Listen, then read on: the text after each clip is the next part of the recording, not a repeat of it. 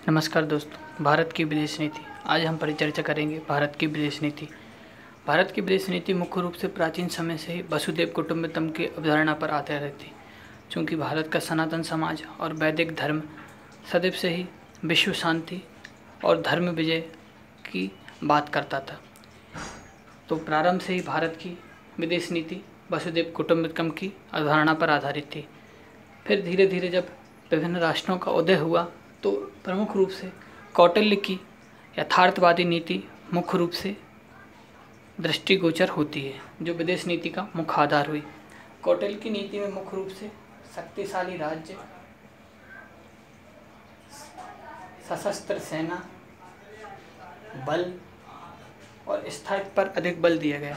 कौटिल्य की विदेश नीति का मुख्य आधार ही स्थायी राज्य की स्थापना थी और इसी रूप में कौटिल्य ने मगध साम्राज्य की स्थापना करी और चंद्रगुप्त मौर्य, घनानंद, अशोक जैसे सम्राट बने।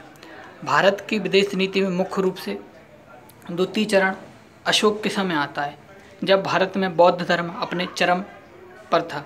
तो यहाँ पर यथार्थवाद के स्थान पर एक आदर्शवादी नीति का उदय होता है। आदर्शवादी नीति में मुख्य रूप से शांति, नैतिकता और सह अस्तित्व की भावना पर अधिक बल दिया जाता है, जिसके कारण अशोक धम्म विजय की ओर बढ़ता है, जो कि एक विदेश नीति का आदर्शात्मक स्वरूप था। लेकिन इस विदेश नीति का मुख्य आधार ये था क्योंकि अशोक एक शक्तिशाली राजा था और उसके आदर्श का मूल आधार ये था कि मैं शांति से हूँ तो आप भी शांति से रहिए। क्योंकि अशोक शक्तिशाली था, इसके कारण सभी लोग उसकी बात को मानने के लिए बाध्य थे। इसके कारण इसमें शक्ति का समावेश जरूर था। अशोक ने पूर्णतः अहिंसा का सहारा नहीं लिया था, उसने अहिंसा का सहारा लिया जरूर था, लेकिन शक्ति के बल पर, जिसे सभी लोग मानने के लिए बाध्यकारी थे। कालांतर में उसके द्वारा अपनाई गई नीति के कारण ही भारत में विभिन्न प्रकार के आक्रमण हुए, क्योंकि अशोक के द्वारा अहिंसा की नीति के बाद उसके आने वाले अन्य राजा उत्तराधिकारी पूर्णतः अयोग्य सिद्ध हुए, जिसके कारण अशोक और मौर्य साम्राज्य का विघटन हुआ।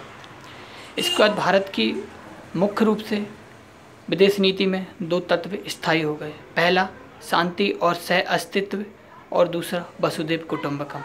इसके बाद भारत की पर विभिन्न विदेशी आक्रमण और अंग्रेज़ों के द्वारा सैकड़ों वर्षों की परतंत्रता के बाद हुए आज़ादी के आंदोलन के परिणाम था भारत की विदेश नीति में आमूलचूल परिवर्तन हुए, जो कि वर्तमान में भी भारत की विदेश नीति में देखे जाते हैं।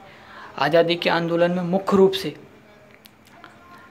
गांधी जी के द्वारा चलाए गए अहिंसक आंदोलन, सत्याग्रह से भारत की विदेश नीति का विकास हुआ और यह विदेश नीति नेहरू जी के भी कार्यकाल में देखी जाती है, जो कि मुख्य रूप से एक आदर्शवादी स्वरूप था।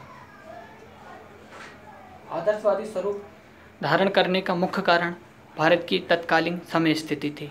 भारत की विदेश नीति का मुख्य आधार था साम्राज्यवाद का अंत, जिसके तहत भारत अफ्रीका, एशिया महाद्वीप से साम्राज्यवादी ताकतों का अंत करने पर प्रमुख रूप से बल दे रहा था।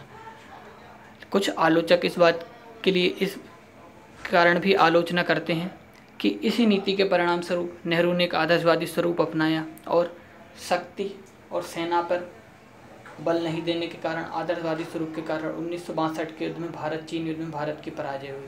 यह नेहरू की एक आमूलचूल भूल साबित हुई। इसके बाद इंदिरा गांधी के द्वारा पुनः एक यथार्थवादी स्वरूप धारण किया गया और सेना का आकार बहुत तीव्र गति से बढ़ा दिया गया और राज्य को पूर्णतः अपने हाथों में ले लिया गया और पूरी शक्ति का केंद्रीकरण कर लिया गया, जो कि एक यथार्थवादी स्वरूप शक्तिशाली राज्य था, जो कि 1971 के युद्ध में भारत के द्वारा पाकिस्तान को हराया जाना और विभिन्न प्रकार से एक शक्तिशाली नेतृत्व के रूप में इंदिरा गांधी जी का विश्व पटल पर आना। इस मुख्य रूप से इस नीति के निर्धारित करने के कारण अपना एक आर्थिक रूप में देखा जाए तो भारत प्रारंभ में एक गरीब देश था, जिसके पास खाद्यान्न सुविधा नहीं थी और जो विदेशों पर आश्रित था।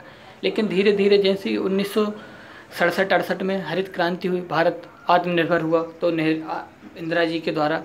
नेहरू जी के द्वारा अपनाई गई नीति का त्याग कर एक शक्तिशाली राष्ट्र की नींव रखी गई और परमाणु हथियार पर भी बल दिया गया, क्योंकि 1964 में चाइना के द्वारा परमाणु हथियार का परीक्षण कर लिया गया था। इसी के कारण भारत में भी 1974 में स्माइलिंग बुद्धा नाम से परमाणु हथियार का परीक्षण किया है। यह मुख्य रूप से एक शांतिपूर्ण था, ताकि भारत परमाणु शक्ति के रूप में स्वयं को प्रदर्शित कर सके। यह परमाणु बम के लिए किया गया परीक्षण नहीं था। इसके बाद भारत में विभिन्न प्रकार की अस्थिरता, सोवियत संघ के विखंडन के परिणाम स्वरूप 1990-92 के दशक में नरसिम्हा राव के द्वारा उदारवादी नीति का अनुसरण किया जाता है, जिसके कारण भारत एक बंद राष्ट्र की अवधारणा को त्याग कर एक विस्तृत और उदारवादी राष्ट्र के रूप में स्थापित होता है। इसके कारण भारत की विदेश नीति में नरसिम्हा राव के बाद उदारवादी स्वरूप धारण कर लिया जाता है, जिसे गुजराल और अटल जी द्वारा और बढ़ाया जाता है। क्योंकि इस समय तक भारत पर विभिन्न प्रकार के 19 आक्रमण हो चुके थे और भारत को एक परमाणु शक्ति के रूप में स्थापित करने के लिए अटल जी के द्वारा किया गया परमाणु परीक्षण भारत की सशस्त्रता में वृद्धि के लिए सिद्ध हुआ, और मनमोहन सिंह के द्वारा अपनाई गई नीति से भारत एक मजबूत राष्ट्र के रूप में स्थापित हुआ। क्योंकि अटल जी और मनमोहन सिंह जी के समय भारत की विदेश नीति में मूलभूत परिवर्तन नहीं हो पाया, क्योंकि ना तो ये मुख्य रूप से सरकार पर अपना अंकुश स्थापित कर पा रहे थे और सहयोगियों पर आश्रित थे। इसके कारण मनमोहन सिंह जी के प्रथम कार्यकाल में साम्यवादी दलों 2004 से लेकर 2009 के साम्यवादी दलों का प्रभाव के कारण चीन के साथ संबंध मधुर हुए। लेकिन जैसे ही 2014 के चुनाव के बाद मोदी गवर्नमेंट उच्च बहुमत के साथ पुनः अपनी को स्थापित करती है, तो भारत की विदेश नीति में आमूलचूल परिवर्तन होता है, और इसी सब के परिणाम स्वरूप भारत एक सैन्य आयातक देश से सैन्य निर्यातक देश के रूप में भी अपने आप को आगे बढ़ा रहा है। ब्रह्मोस जैसी मिसाइल, फिलीपींस, वियतनाम जैसे देशों को निर्यात किया जाना, और भारत एकमात्र ऐसा देश है जो परमाणु प्रसार संधि पर हस्ताक्षर नहीं करने के बाद भी परमाणु के क्षेत्र में ईंधन और ऊर्जा के उत्पादन करने में सक्षम है। यही भारत की विदेश नीति का एक मूल आधार है। उम्मीद है आपको ये वीडियो पसंद आई होगी। ऐसे ही वीडियो के लिए बने रहिए। जय हिंद।